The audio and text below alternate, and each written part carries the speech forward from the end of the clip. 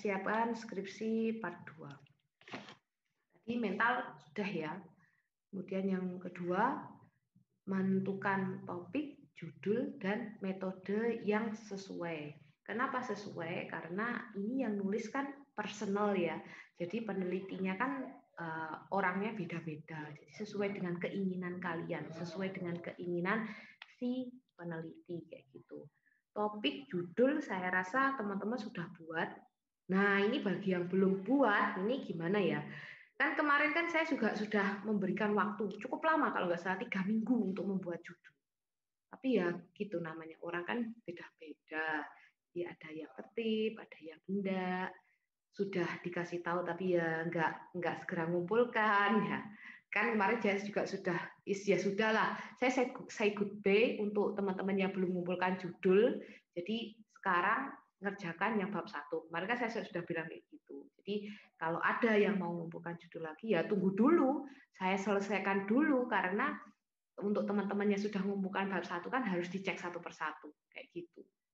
Nah, saya dahulukan yang teman-teman untuk apa? Saya cek satu persatu dan nanti untuk penilaian absensi dan juga penilaian UTS, terus nilai-nilai yang sudah masuk, misalkan pembuatan judul bab 1 kayak gitu, nanti saya laporkan di minggu depan gitu ya. Ini masih dalam tahap pengecekan, jadi kan agak kelasnya kan nggak cuma kelas ini, tapi yang lain juga. Jadi 1 minggu ini beri saya waktu untuk mengecek gitu. Nah, kemudian yang ketiga, lanjut lagi masuk di dosen pembimbing yang menguasai topik. Jadi kalau boleh request ke nantinya ke Bapak KPS, silakan kalian request dosen yang kalian inginkan siapa. Namun kalau enggak bisa request ya semoga pilihan Bapak KPS itu sesuai dengan keinginanmu gitu. Soalnya dosen di Unitri sendiri sipil itu biasanya sudah diplotting. Oh, untuk keahlian jalan siapa? Oh, untuk keahlian pengairan siapa? Jadi sudah ada plotting. Pun juga ini ya, dengan judulmu yang kamu buat di metode penelitian ini memang sudah benar fix, nggak ganti-ganti lagi. Nanti jadinya kalau misalkan kamu ngajukan di semester 7, semoga bisa langsung ACC kayak gitu. Ya, karena balik lagi pembuatan skripsi harus sesuai dengan keinginanmu agar mengerjakannya bisa sepenuh hati. Oke, yang keempat, kenali karakter dosen pembimbing. Ini sangat penting ya. Jadi dosen pembimbing ini saya kasih tahu, beliaunya nanti yang memberikan nilai yang porsinya paling banyak daripada penguji. Kayak gitu. Jadi kalau kalian tidak tahu karakter dosen pembimbingmu bisa fatal nantinya. Nah, kemudian contoh-contohnya ya secara simpel ya, Mas. Kalau misalkan kita minta tolong untuk bimbingan kayak gitu. Biasanya kalau namanya dosen sipil di Unitri itu seringnya kalau bales chat WA gitu ya. Itu jam-jam kerja. Nah, saya nggak tahu ya kalau untuk teman-teman yang masuk ke saya itu seringnya jam-jam istirahat. Jadi mulai maghrib itu sampai malam, kadang jam 11 itu masih ada yang chat saya. Sebenarnya kayak gitu, kalau untuk saya ya khususnya, itu nggak sopan. Kenapa? Karena itu sudah lewat dari jam kerja. Jadi usahakan kalau seenggaknya kalian WA gitu, ya mulai pagi sampai jam-jam 4, itu masih sopan lah, taraf sopan. Tapi kalau sudah malam itu sudah di luar batas ya kayak gitu ya. Oke, jadi saya seringnya kalau membalesi, kalau yang sudah malam itu ya balesnya ya pagi lah. Oke, alokasikan waktu konsisten. Jadi waktu yang kalian gunakan itu wajib sesuai dengan porsinya. Jadi kalian nanti harus membuat jadwal untuk pelaksanaan jadwal untuk pelaksanaan penelitian kalian. Misalkan minggu pertama saya harus mencari dosen pembimbingnya, misalkan seperti itu. Kemudian saya dapatnya siapa, nah difikskan dulu. Minggu kedua, kemudian konsultasi judul, minggu ketiga pengerjaan bab 1. Misalkan seperti itu. Itu terus kamu inginnya selesai berapa bulan, silahkan kamu yang membuat jadwalnya. Misalkan mau selesai skripsi selama 3 bulan, boleh, enggak apa-apa. Karena kamu yang wajib menjadwalkannya. Dijadwal supaya kenapa? Bisa tepat waktu selesainya, kayak gitu. Jadi usahakan punya target. Jadi kalau manusia itu kalau tidak ada target biasanya apa namanya ya, menjalankannya lempeng-lempeng saja gitu, tidak ada gregetnya kayak gitu.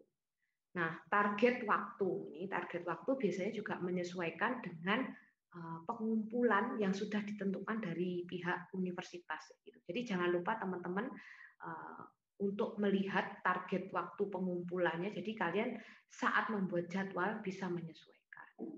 Nah, untuk yang ketujuh, kebal dan semangat revisi. Jadi apapun masukan dari dosen pembimbingmu, dengarkan, laksanakan. Jadi kalian usahakan tetap semangat untuk ngerjakannya, jangan patah semangat ya. Karena masukan dari pembimbingmu itu yang sangat penting, sangat berperan penting nantinya buat kamu saat ujian.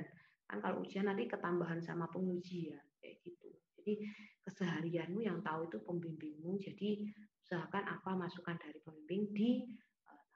Kadang saya dulu juga itu ya apa namanya mencoba melihat kerjaan saya yang sebelum bimbingan dengan yang setelah bimbingan. Ternyata hasilnya itu lebih bagus ya sudah bimbingan. Mungkin memang si dosennya kan memang sudah expert di bidangnya ya. Jadi kalau kita kan masih belajar, tahap belajar. Jadi kalau untuk tahapan kalau ada masukan dari dosen pembimbing yaitu diikuti aja. Nanti hasilnya lebih bagus, insya Allah lebih bagus, seringnya seperti itu.